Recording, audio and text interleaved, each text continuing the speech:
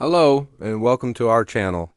Today, we're talking about something incredibly important for parents, caregivers, and educators, the early signs of autism spectrum disorder, or ASD. Autism affects how a person communicates, interacts with others, and perceives the world around them.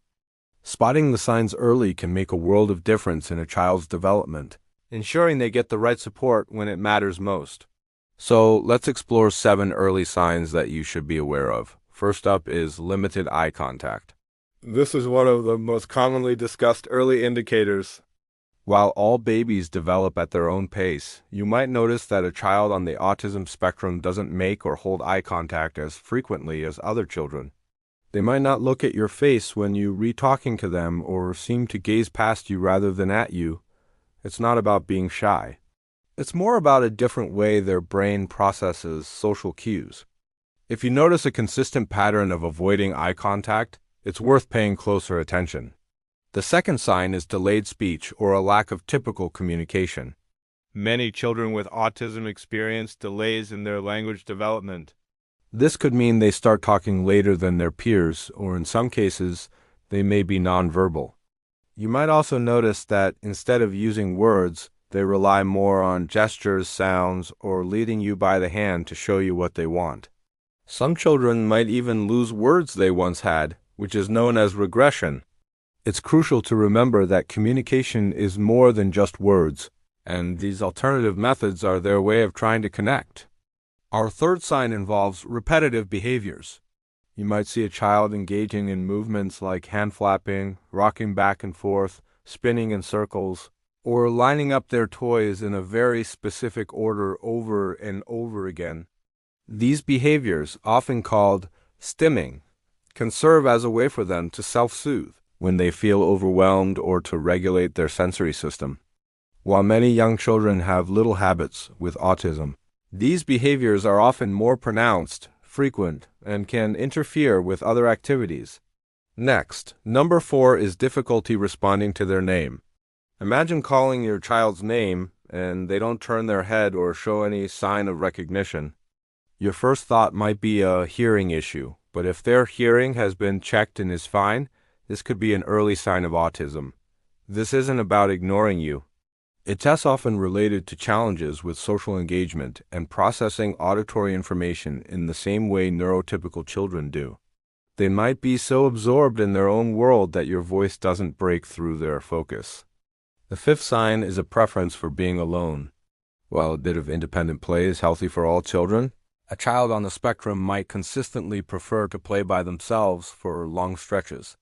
They might seem uninterested in interacting with other children or not know how to join in on group play. It may look like they are in their own little bubble, perfectly content with their own company. This isn't necessarily because they don't like other people. They may simply find social interactions confusing or overwhelming. Sign number 6 is having unusual reactions to sensory experiences. The world can be a very intense place for someone with autism.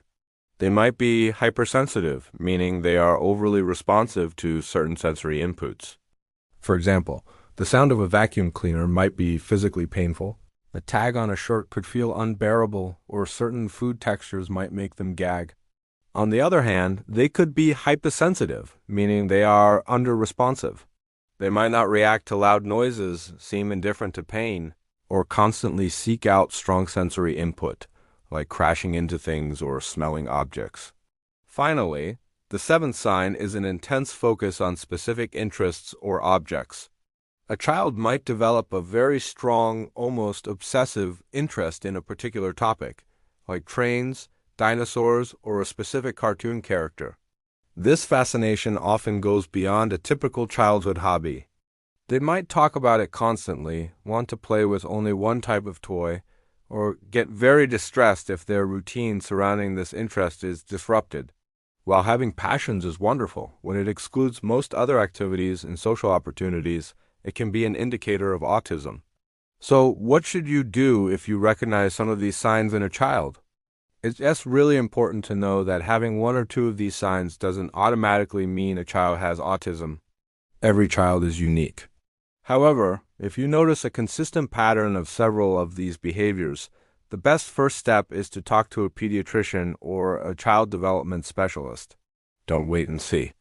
Early diagnosis and intervention are key. Programs like speech therapy, occupational therapy, and behavioral support can provide children with the tools they need to navigate the world more effectively and can lead to significant improvements in their communication, social, and life skills. Remember, an early conversation can open the door to a world of support for a child and their family. Thank you so much for watching.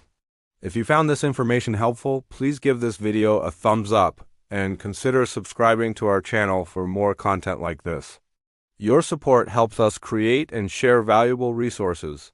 Take care, and we'll see you in the next video.